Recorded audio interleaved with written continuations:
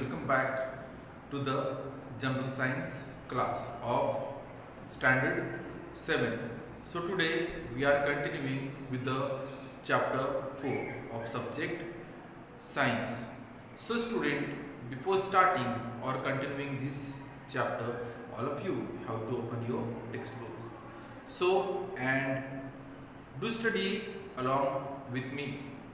So in the previous section of our science lecture, we had seen nutrition in plants, and today we are continuing with the nutrition in animals. आज हम क्या पढ़ रहे हैं? Nutrition in animals. So students, plants में जो nutritions होते थे वो कौन कौन से थे? Nitrogen, phosphorus, potassium, iron, magnesium, zinc, etcetera. Similarly in animals too, हमको एनिमल्स में भी जो न्यूट्रिशंस है उनकी इम्पोर्टेंस को समझना जरूरी है. हम एनिमल्स की कैटेगरी में ही आते हैं. हम means humans. So human means इंसान. हमें भी न्यूट्रिशन की ज़रूरत पड़ती है, बट न्यूट्रिशन हमें मिलता कैसे है? जो प्लांट्स हैं वो तो सन से एब्जॉर्ब करते थे, रूट्स से लेते थे सॉल्ट, मिनरल, वाटर. अब हम न्यूट्रिशन कैसे लेते हैं और हमारे लिए न्यूट्रिशन क्यों ज़रूरी है? तो न्यूट्रिशन हमें कैसे मिलता है? ऑब्वियसली जब हम फूड इंजेस्ट करते हैं, तब जब हम भोजन करते हैं, जब हम खाना खाते हैं, तभी हमें न्यूट्रिशन मिलता है.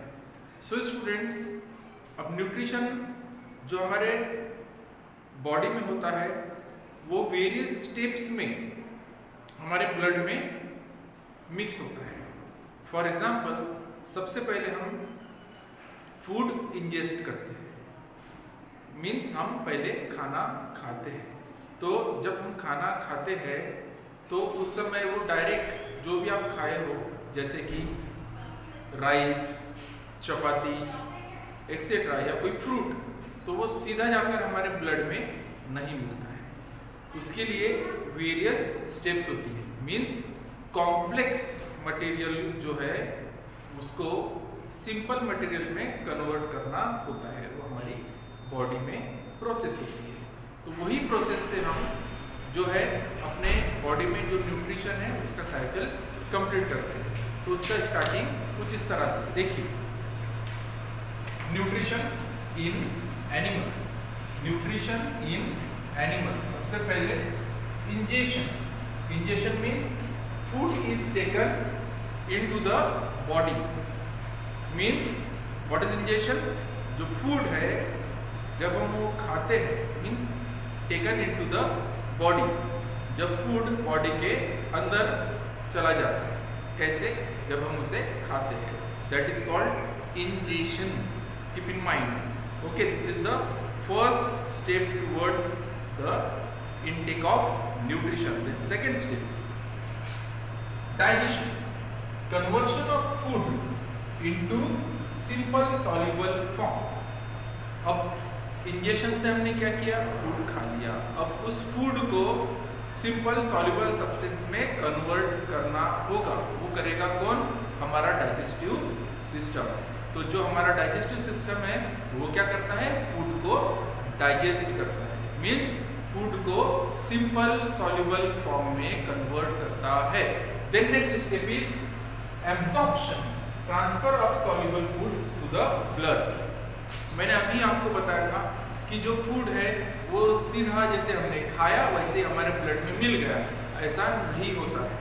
तो उसके लिए ही ये जो कंटिन्यूस प्रोसेस है वो बहुत इंपॉर्टेंट होती है. Means food is directly doesn't mixed with our blood.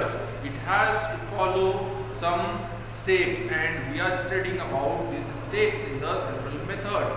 And the third step is absorption. What is absorption?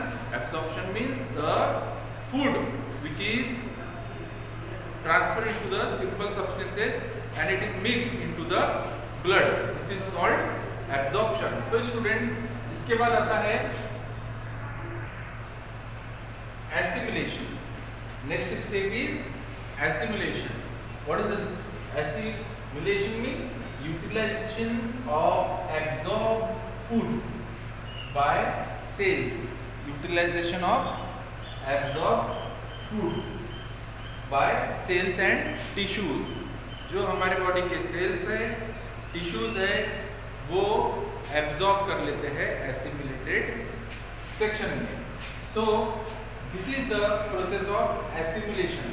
और एसिमिलेशन हमारे जो टिश्यू है और हमारे जो सेल्स है उनके द्वारा किया जाता है. And why it is important? For the growth and repair of our body.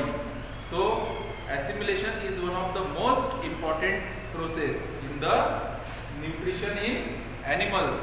Then last step is digestion. Digestion means removal of undigested food. Removal of undigested food from the body. This is the nutrition in animals. I hope you understand. If still you have any doubt regarding this topic, you can call me, WhatsApp me, or send your voice